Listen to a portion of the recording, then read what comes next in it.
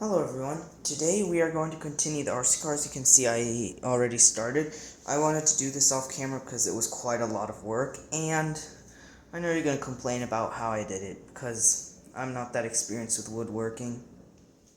So, let's just continue. So, first thing, we're just going to hot glue the motors down so that they have better grip, because currently they're soldered and bolted down, which is pretty strong, especially the bolting, but that's still a pretty loose fit, so we're just gonna put some hot glue, a lot of hot glue, to really support this motor. Yeah, it's pretty thick. Maybe we should wait a little bit more, but you get the idea. The reason I chose to do a speed controller for each motor, even though this speed controller is rated for 12 to 20 amps, because of the MOSFET package here, this MOSFET package is rated for 3 to 5 amps per MOSFET, and there are 4 of them. I assume they're in parallel. And the seller itself says 20 amps, so yeah. But the reason I chose that is, one, in case I needed to control the motors in a different direction, this might help me. And also, more importantly, this will help me deal with the problem that if it of one thing overheating or loss of energy from this, because these motors really will be running a high current because they're running at their full load capabilities. So we're just gonna continue adding some glue there.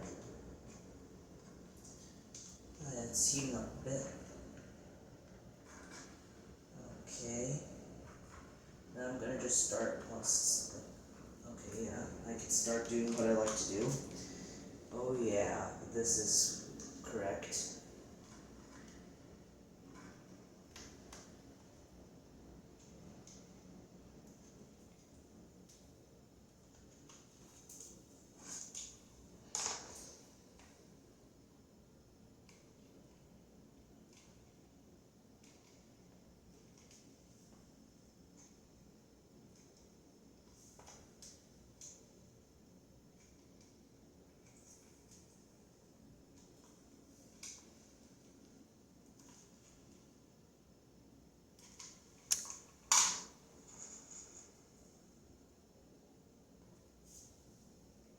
Yeah, that's a good amount of glue. We should just make sure that it's all holding down.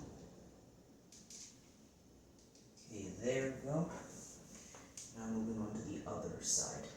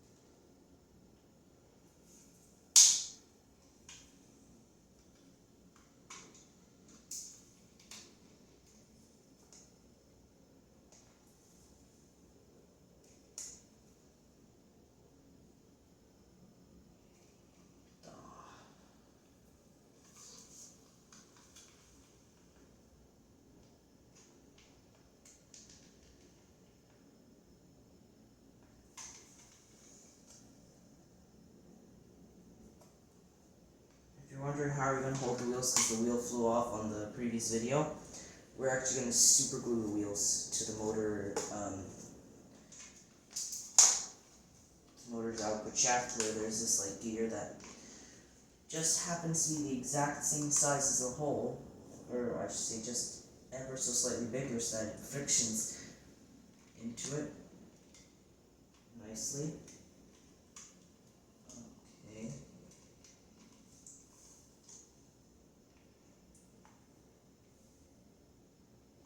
I'm also going to hot glue the wire connections simply because they like to break.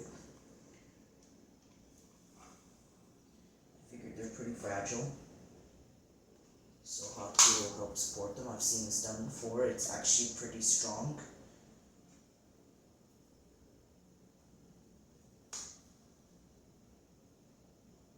I hope this is enough to support it. if you're wondering what are we going to do with the front wheels, we're going to design a steering system in another video. But for now, let's just do what we're currently doing and work on the wiring and the rear wheels. So I get the receiver. The receiver I'm going to place like this with tape. So I'll just do that. Okay, so I got a piece of double-sided tape, so I'm just going to put that on the bottom. I'm just going to tape the receiver down. Now I hope you checked the little quiz, like what name do you think I'm going to give it. I hope you checked that. Okay, we got it.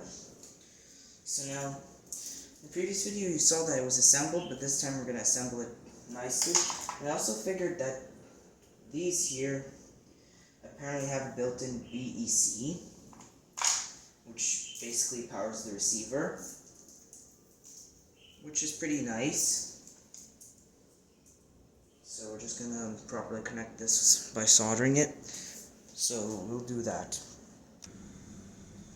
So I'm going to get the soldering iron ready.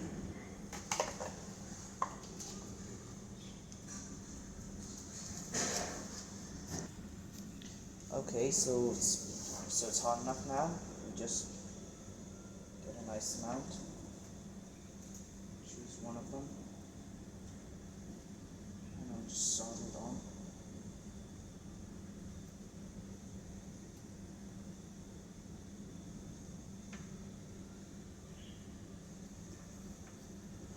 Now make it stronger.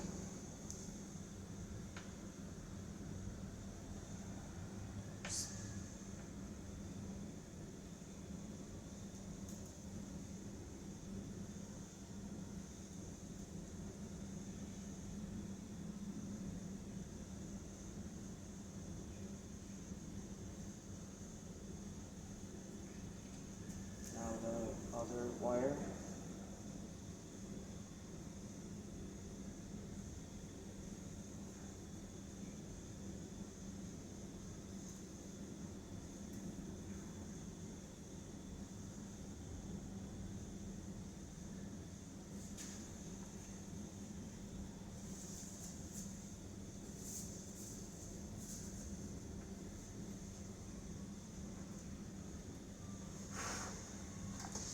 Now let's install the other one.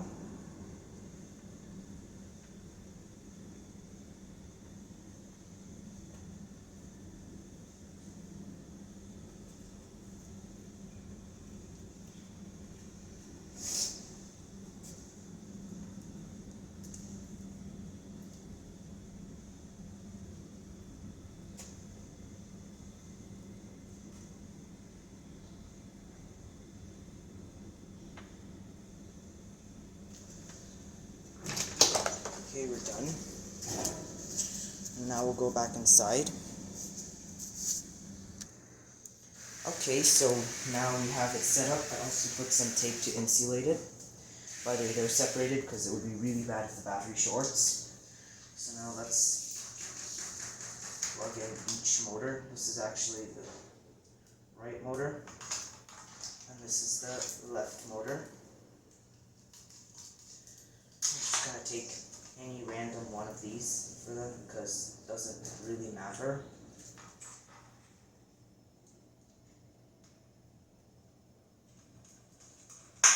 And we're just going to plug this one into channel 2.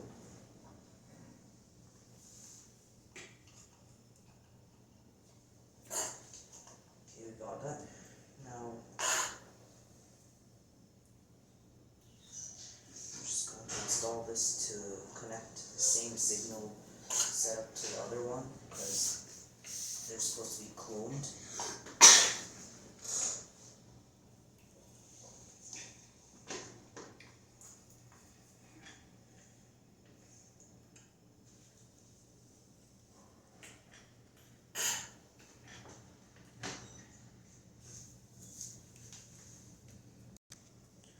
Okay, so now we have this set up. Let's see what happens when we plug it in. Hopefully nothing explodes. And it turned on. That beep is to tell us that it's powered, and then it will beep again when I connect the transmitter. See? And then if I do this, now we know one motor is spinning the wrong direction. So now we'll have to reverse that motor. Okay, so now I reversed it by putting the connector in the wrong way, forcing it in, and it spins correctly. It's drawing apparently too much current. Yeah, it's drawing pretty high current.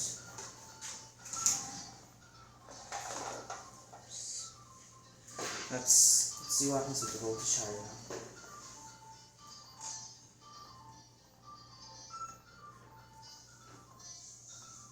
Trying to understand why is it not necessarily spinning. See if this made a difference. No.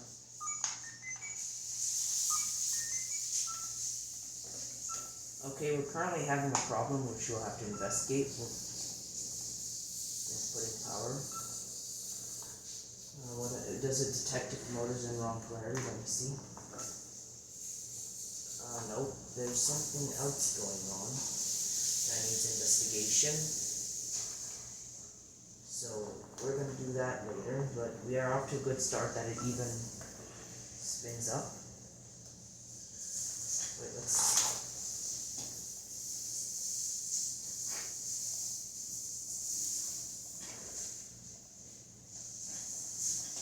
starting to spin up, but not really.